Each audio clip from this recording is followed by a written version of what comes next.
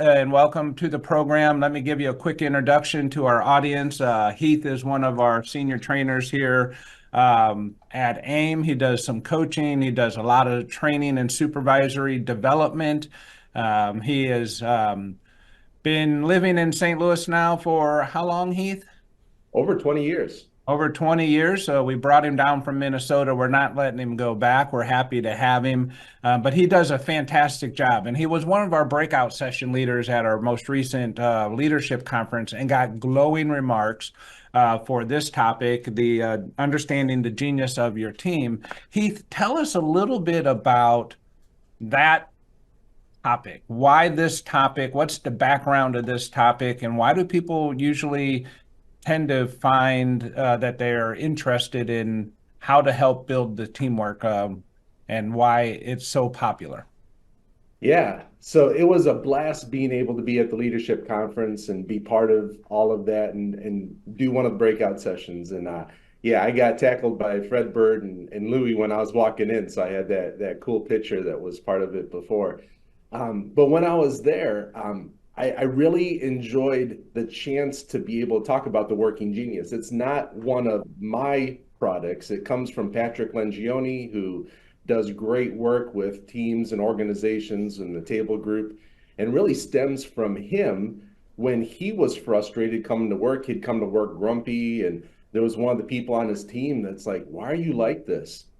And he's like, "I don't know. Can you help me out?" And so he was so frustrated himself with going to his own company.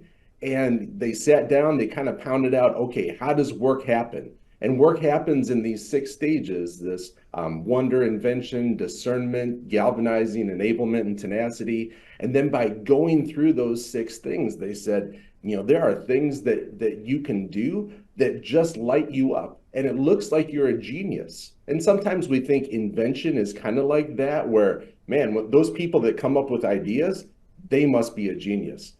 But some of the people that have invention as a genius, the tenacity of actually finishing a job, that looks like a genius to them because Right. they've got half done projects all over the place. And like, how do you finish anything? So bringing out the genius of a team is one of the parts that we talked about at that breakout session. So when first of all, I love it, right? Because at work we're all doing everything's about the performance of the overall team. And we work individually and we work as a team. But the best companies we ever work with are definitely building team-like environments. And I'm just going to go to our chat for a minute.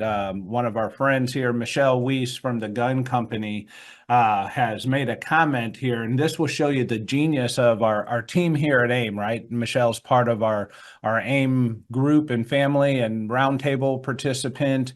And Bert, she had said that the BIPA equals Bert is a powerful attorney, right? So there's the genius of Michelle right there. So she was able to put that together. I would have not came up with something so kind, I think, Michelle, but that's definitely worth commenting on. But in the Thank you, end, Michelle. Very nice of you. yeah, oh, you're going to give him a big head, Michelle. Anyway, the idea that we're trying to build a team is exactly what every business is really hoping to achieve. So going about this, how does a company go about this? You have to take assessment, you come to your program, you learn about it. What's the right way to discovering the genius of your team? There is an assessment, and it does help you narrow down what might be the thing that you do. But even learning more about the six stages, every job is a six-letter job. You need to be able to do all these things to make anything happen. So being able to find joy and fulfillment in your job is really what the goal of Patrick had, when he was putting this together with his team, and kind of reducing that judgment and guilt that comes up for people. So I know that you guys talk a lot about culture and about retention, and both of those things are so key to being able to have the right people in the right seats, to have the people using their gifts and being able to thrive in what they do.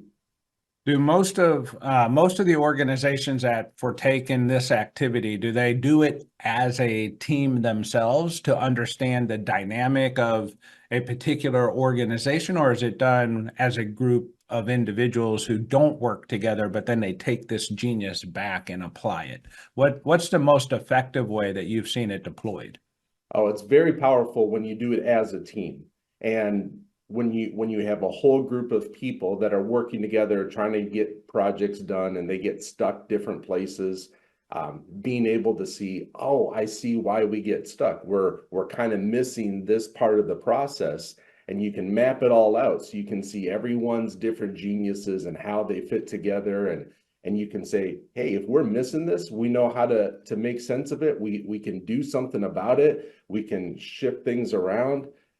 One other piece that's powerful is, and I talk about this even in our supervisor classes like I'm doing right now, is you can look at this process in meetings, because so often you go through a meeting and some people don't like meetings in general. But if you know the purpose of the meeting and you know what stage of work you are trying to work on in that meeting, that is helpful, so that when you're getting to the end and you're like, all right, everyone got your jobs, and you've got this one person that says, I wonder, is this really even a good idea? Should we be doing something else? You're like, hold on, that's not the stage of the work that we're in right now. You're going to cause a lot of frustration.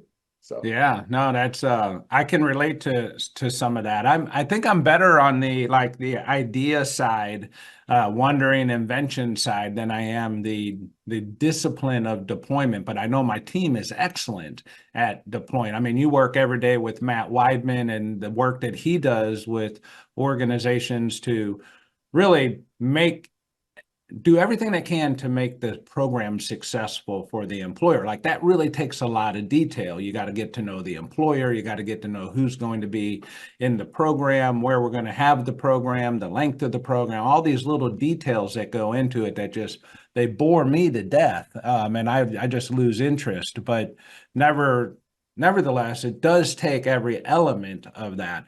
Does the program help you identify where we have gaps? Like, where we're missing one of the 6 elements? absolutely. Yeah. When you look at a team, you can see where those gaps are. You can see how do we use the people that we do have to be most effective. And when you're looking at this, you can pair up these different geniuses in 15 different ways. And Oh, wow. Yeah. and find out, do you know what the best leader is? If you're looking at all these different combinations, Hold on.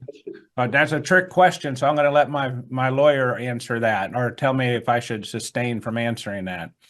Abstain. Abstain. Yeah, thank you. I'm abstaining. Thank you. Go on. Tell us what it is. The best leader is a self-aware leader. So Yeah. I have talked to CEOs that are wonder invention. I have talked to CEOs that are enablement tenacity, and everywhere in between. But the best leaders are the ones that realize what their gifts are and what their team is and use them effectively. I like that answer. Excellent. All right. So it takes how long approximately to do the assessment, and how long is this program if someone wanted to engage and work with you on this, Heath? Yeah, it's about 12 minutes to take the assessment, so it doesn't take long. But then being able to sit down with the team, explain a little bit of the model, and then how your team can use it is about a half day to be able to kind of work through this and kind of dig into the details. So that's kind of what we're shooting for. That sounds like a good time investment. It does. Yeah, I mean, it seems like, particularly for, like you say, the best leader has to be self-aware. So if nothing else, my leaders need to know this so that, they have a chance at succeeding, but it makes better sense if everyone on the team is more self-aware. Nick, is there anything in the poll results that's worth visiting today? Well, yeah, and I'll do is I'll pull up when we were talking about the meetings. So which of the following is the most important for holding an effective meeting? Largely, our audience says clear objectives. And then all right. Behind that is some of the right participants, effective facilitation, someone that's taking you through the meetings. I would have said the right participants, right? Because I can have clear objectives, but the wrong participants. If I have the right participants, they'll make sure the objectives become clear. So it's just the way my brain kind of thinks is if I get the right people, they'll sort it out. And I wonder if that is somehow related to if we look at what stages of work get our audience most excited. We have ideation being the leading and then implementation behind that. And looks like we need to get some more activators in the audience. So Heath, any takeaways on that? Is that a common view of the world from your experience with this program? It is kind of common. Sometimes you think you come up with these great ideas and then you go make it happen. But one of the key pieces is right in the middle, discerning, is this a good idea? Like, should we actually invest our time in it? And then that galvanizing of getting people fired up. You need to rally the troops. You need to be the chief reminding officer, reminding everyone why they're there and what they're doing and why it's important.